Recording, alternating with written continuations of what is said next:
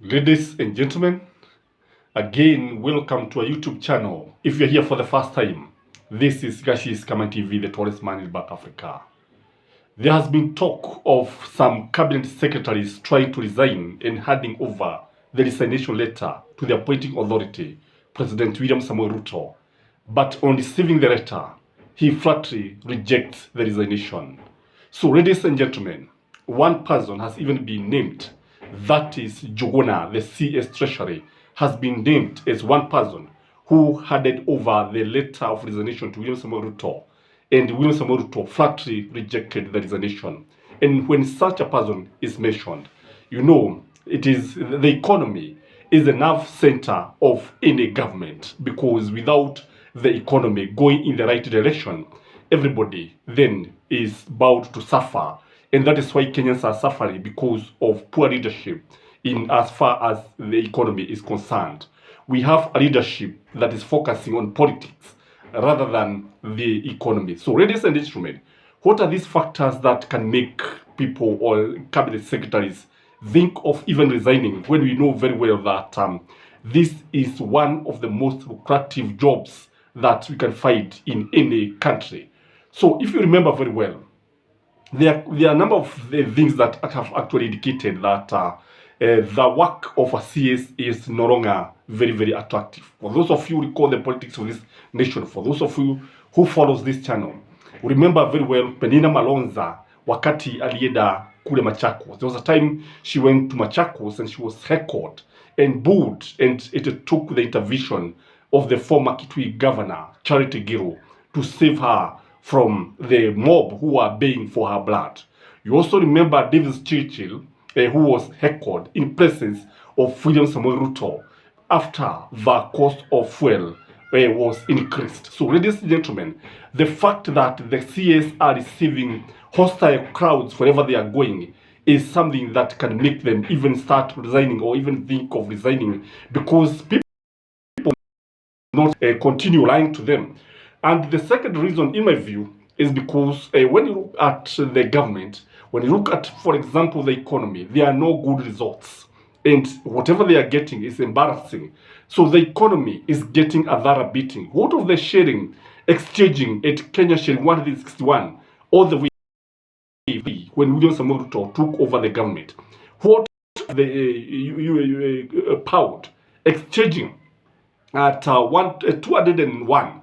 Today, a friend of mine told me that the exchange rate was 201, and this has never happened before. Again, the other thing that can make the cabinet secretaries to start resigning or even think of resigning is because of threats and intimidation. Let me ask you, ladies and gentlemen, would you be comfortable working under William Samoei Ruto as your boss and Rigathi Gachagua as an employee or as somebody who is supposed to answer to them? Would you be very, very comfortable? You remember very well that William Samoei Ruto used a lot of threat. Unakumbuka yale mambo matatu ambayo huwa anayataja, and he keep on repeating the same. And these threats, if you ask me, are dangerous. These threats coming from the head of state. You can imagine what happens when somebody is called or summoned by the president. You can imagine the kind of dressing down that happens. So, by his nature, William Samoei Ruto is very, very domineering. William Samoei Ruto does not even allow his cabinet a free hand.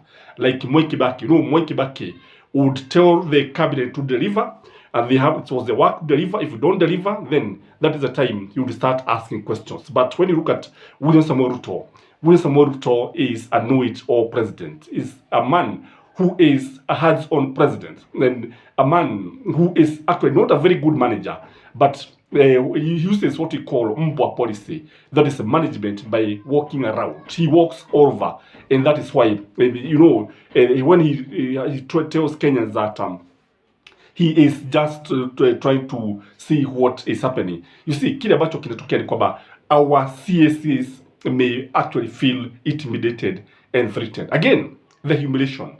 Remember, there was a time he humiliated his cabinet, and where I remember it's Moses Korea and another CS who went to State House for a cabinet meeting that was there, and the gate was locked. They were locked out of the gate. This is humiliation in my view. In fact, the best thing was to allow them and then question them. Why were they late? It's important to know why they were late, because there could be some unavoidable reasons.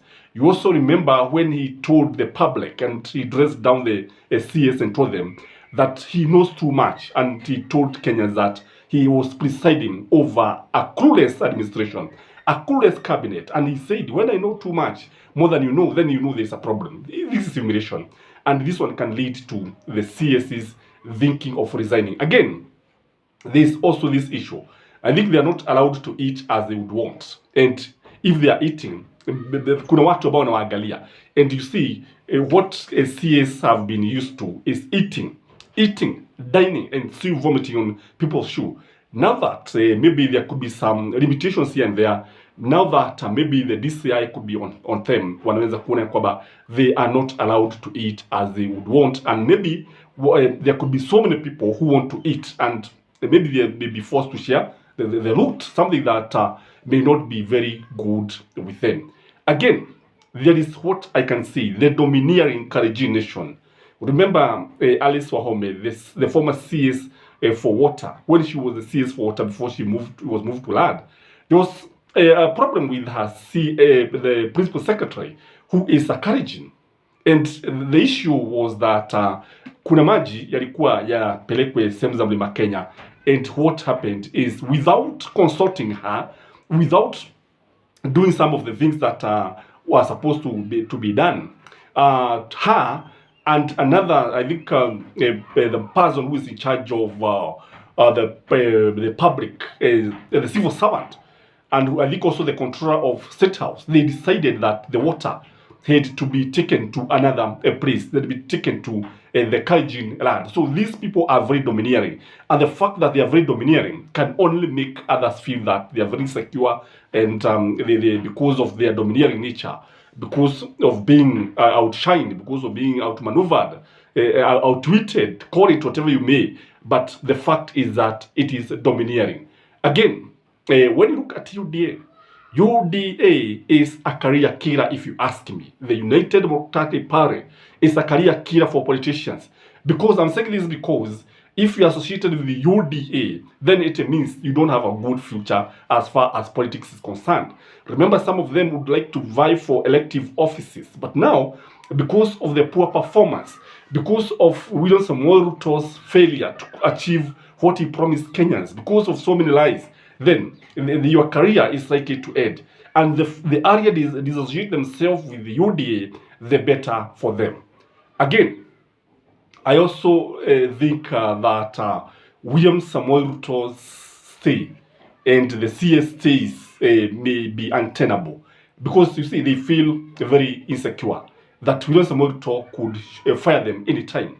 You know, the fact that he has been telling them that they are not delivering, that means that no. And you remember they even signed the performance contract. The fact that they may feel that they are not achieving, then they may feel that their stay in the ministries are untenable, and therefore they could opt to resign before they are fired. Again, there is an the impending economic doom, if you ask me. If you look at the statistics by the World Bank, it is showing that the economy is actually not growing. What we are having is that economy is retrogressing.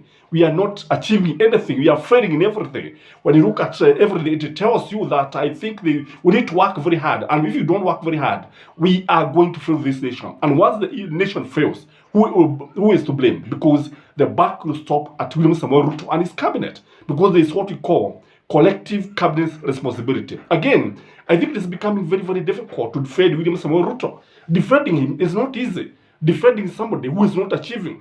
Defending somebody who is receiving hostility from the crowd. Defending a president who is not telling the truth. It is very, very difficult to be in William Samoei Ruto's cabinet. I don't know what you think, ladies and gentlemen, but from where I sit, I think lisemwalo lipo na kama lipo laja. Have a blessed evening. Bye-bye.